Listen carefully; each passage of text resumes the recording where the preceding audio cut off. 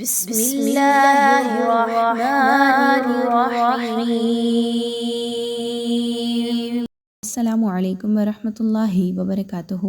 سورہ بقرہ کے آیہ نمبر 75 کو تجوید کے ساتھ پڑھنا سیکھیں گے۔ آئیے آج کا سبق شروع کرتے ہیں۔ سب سے پہلے آیت نمبر 75 کے وہ مشکل قواعد دیکھ لیتے ہیں کہ جہاں پر عام طور پر غلطی کی جا رہی ہوتی ہے، اس کے بعد سورہ بقرہ کی آیت نمبر 75 کی تلاوت کریں گے۔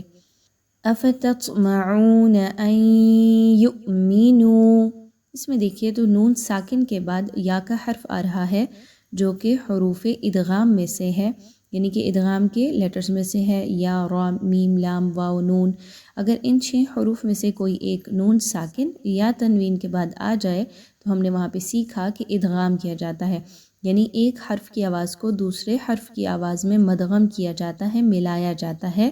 اور یہاں پہ یا ہے تو یا کے ساتھ مدغم کیا جائے گا، لیکن غنہ بھی کیا جائے گا۔ اب غنہ کیسے ہوگا؟ ان یؤمنوا، افتطمعون ان یؤمنوا، اس طرح سے پڑھنے کو ادغام مع الغنہ کہا جاتا ہے۔ یؤمنو پہ دیکھیے تو حمزہ کے اوپر جزم کی علامت ہے، جو کہ اس طرف اشارہ کر رہی ہے کہ آپ نے حمزہ کو تھوڑا سا جھٹکا دے کر پڑھنا ہے۔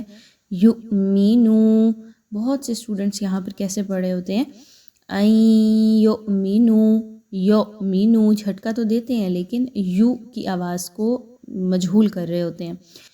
یاد رکھیے کہ یہاں پر حمزہ کو جھٹکے دے کر تو پڑھا جائے گا، لیکن یا کی حرکت کو مجہول نہیں کرنا۔ یو کی آواز کو آپ نے یو میں نہیں پڑھنا۔ کیسے پڑھا جائے گا مکمل؟ افتطمعون ان یؤمنوا لکم وقد کان فریق منہم، اس میں دیکھیے تو وقد، یہاں پہ دال کو تھوڑا سا ہلا کر پڑھا جائے گا، اور کان فریق منہم، یہاں پہ دیکھیں تو قاف کے اوپر آپ کو کیا نظر آ رہا ہے؟ 2 پیش کی تنوین، تنوین کے بعد میم کا حرف آ رہا ہے۔ اگین ادغام کا قاعدہ جو ہے یہاں پر اپلائی کیا جائے گا۔ نون ساکن یا تنوین کے بعد ہم نے سیکھا کہ حروف یرملون میں سے کوئی بھی لیٹر آ جائے گا تو آپ نے وہاں پر ادغام مع غنہ یا ادغام ود آؤٹ غنہ دیکھنا ہے کون سا ادغام کرنا ہے۔ تو یہاں پہ میم ہے تو میم ان حروف میں سے ہے کہ جس میں ادغام مع الغنہ کیا جاتا ہے، تو ہم کیسے پڑھیں گے؟ ایک حرف کی آواز کو یعنی تنوین کی آواز کو میم کی آواز کے ساتھ ملایا جائے گا غنے کے ساتھ۔ فریق منہم، کلیئر ہو گیا؟ نون ساکن کے بعد ہا کا حرف آ رہا ہے جو کہ حروف حلقی کے لیٹرز میں سے ہے، اس لیے یہاں پر نون کی آواز کو بڑا کلیئر کر کے پڑھا جائے گا، چھپایا نہیں جائے گا، مدغم نہیں کیا جائے گا۔ منہم، اور نہ ہی کوئی غنہ کیا جائے گا نون پر۔ یسمعون کلام اللہ، یہاں پہ دیکھیں تو عین واو پیش او ہے، خاص طور پر توجہ دیجیے عین کے مخرج کے اوپر، بہت سے لوگوں کا یہ مخرج ویک ہوتا ہے۔ کلام اللہ میں دیکھیں تو حرف جلالہ اللہ سے پہلے میم کے اوپر زبر ہے، حرف جلالہ کو تو پر پڑھا جائے گا لیکن اس سے پہلے والی میم کو ملاتے ہوئے پر نہیں کرنا۔ بہت سے لوگ یہ غلطی کرتے ہیں کہ ایک چیز کو پر کرنے کے چکر میں پچھلی چیز کو بھی موٹا کر بیٹھتے ہیں، کلام اللہ اللہ ایسے پڑھتے ہیں۔ ایسا نہیں پڑھنا آپ نے، بلکہ میم کو باریکی رکھیں گے، صرف حرف جلالہ اللہ کو پر پڑھا جائے گا۔ کلام اللہ اللہ، آگے چلیے تو ثم يحرفونه من بعد ما عقلوه، ثم سا اور میم کو آپس میں ملاتے ہوئے، میم مشدد کا غنہ ہے، سا جو ہے بہت سافٹلی پڑھی جانے والا حرف ہے، سین کی طرح اس میں سی ٹی کی آواز نہیں آتی، ثم ایسے نہیں پڑھنا، بلکہ زبان کو تھوڑا سا نرمی کے ساتھ رکھیے تو پھر ادائیگی کیجیے۔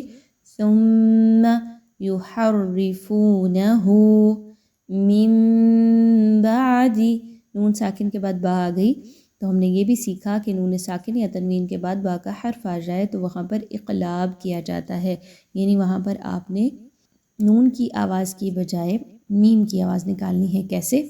من بعد من بعد، کلیئر ہو گیا؟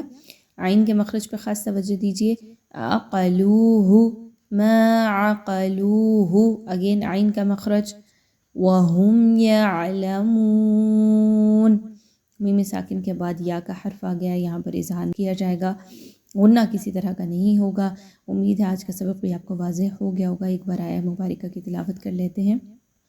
أفتطمعون أن يؤمنوا لكم وقد كان فريق منهم يسمعون كلام الله ثم يحرفونه من بعد ما أقلوه وهم يعلمون۔